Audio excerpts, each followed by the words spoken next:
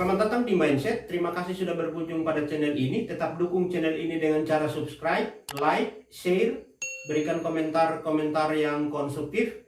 Dan jika ada hal spesifik yang ingin didiskusikan lebih lanjut terkait persoalan hukum, dapat mengirim pesan kepada kami melalui email yang sudah kami sertakan dalam deskripsi video ini. Manusia adalah merupakan makhluk sosial, sehingga setiap saat secara intens manusia akan selalu berhubung satu dengan yang lainnya. Tanpa disadari atau dengan kesengajaan, seringkali ada perilaku-perilaku tertentu yang tanpa dikontrol dapat merugikan orang lain. Kalau dahulu kala perilaku-perilaku yang merugikan orang lain, misalnya tentang pencemaran nama baik, dimintai pertanggungjawaban berdasarkan atas kitab undang-undang hukum pidana. Nah, kitab undang-undang hukum pidana itu diatur ada kurang lebih 6 pasal mengatur tentang pencemaran nama baik. Tetapi seiring dengan perkembangan zaman hari ini, dengan kecanggihan teknologi, orang bisa saja kemudian karena marah, karena sikap-sikap tertentu, kemudian melakukan perilaku-perilaku yang bertentangan dengan undang-undang. Misalnya menyerang kehormatan orang lain tetapi menggunakan media sosial, medsos, Facebook misalnya. Orang kemudian mencaci maki. Yang mungkin contohnya seperti ini.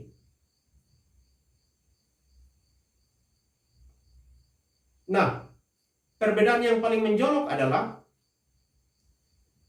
kalau postingan tadi di-upload terhubung dengan internet, maka kemudian postingan tadi dapat dikenai pertanggungjawaban berdasarkan Undang-Undang Nomor 11 Tahun 2008 tentang informasi dan transaksi elektronik yang sudah dirubah dengan Undang-Undang Nomor 19 Tahun 2016.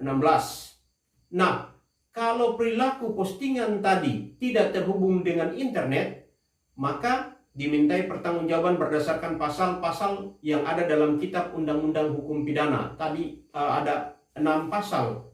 Biasanya paling umum menggunakan pasal 310 ayat 1. Nah, saya tidak akan kemudian secara detail membahas unsur-unsur pokok yang terkandung dalam pasal-pasal yang dituangkan dalam kitab undang-undang hukum pidana atau Undang-Undang Nomor 11 Tahun 2008. Tetapi saya hanya akan memberikan penggambaran. Pembeda tadi sudah dapat. Pembeda yang paling pokok adalah kalau kita terhubung dengan internet, postingan itu kita muat dalam media sosial yang kemudian menyerang kehormatan orang lain, maka kita akan dimintai pertanggungjawaban berdasarkan Undang-Undang ITE, Undang-Undang Nomor 11 Tahun 2008. Kalau kita tidak terhubung dengan internet, kita lakukan secara langsung, face to face, orang per orang, yang kemudian menyerang secara pribadi, menyerang kehormatan orang lain, maka kita akan dimintai pertanggungjawaban berdasarkan atas pasal-pasal yang dituangkan dalam KUHP. Ada 6 pasal, dari pasal 310 sampai 318. Nah, baik di dalam Undang-Undang Nomor 11 2008 maupun kitab undang-undang hukum pidana masuk dalam pengelompokan delik aduan. Delik aduan membutuhkan pengaduan.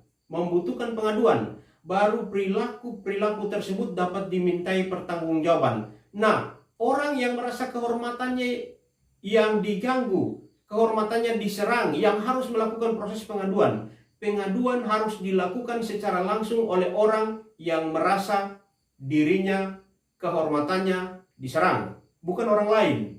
Nah, hal-hal yang dibutuhkan ketika melakukan proses pengaduan adalah tentunya harus disiapkan dokumen-dokumen yang kalau itu pencemaran nama baik dilakukan terhubung dengan internet, tentunya screenshot, data-data dokumen-dokumen screenshot itu diamankan sedemikian rupa, atau percakapan-percakapan tertentu, hasil rekaman tertentu itu dijadikan alat bukti yang akan dipakai pada saat proses pengaduan. Lalu juga selain Undang-Undang 8 Undang-Undang Nomor 11 2008 dan Kitab Undang-Undang Hukum Pidana, dibutuhkan alat bukti lain, saksi. Saksi yang harus mendengar, melihat, mengalami secara langsung peristiwa tersebut.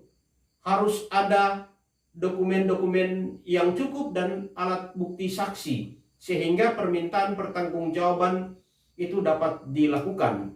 Nah, pesan yang mau saya sampaikan adalah bijak. Bijak menggunakan jari jemari ketika terhubung dengan jaringan internet. Jangan sampai kemudian menyerang kehormatan.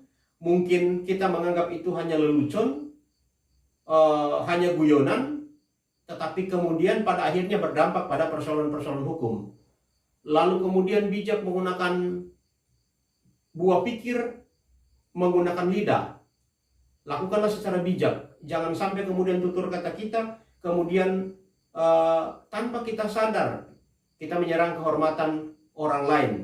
Sehingga kita akan terhindar dari persoalan-persoalan hukum yang akan terjadi di kemudian hari. Mungkin ini yang bisa saya bagikan. Tetap dukung channel ini dengan cara subscribe, like, share, berikan komentar-komentar yang konstruktif. Dan jika ada hal spesifik yang ingin diskusikan lebih lanjut terkait persoalan hukum, dapat mengirim pesan surat kepada kami melalui email yang sudah kami sertakan dalam deskripsi video ini. Sekian, salam hormat dari saya.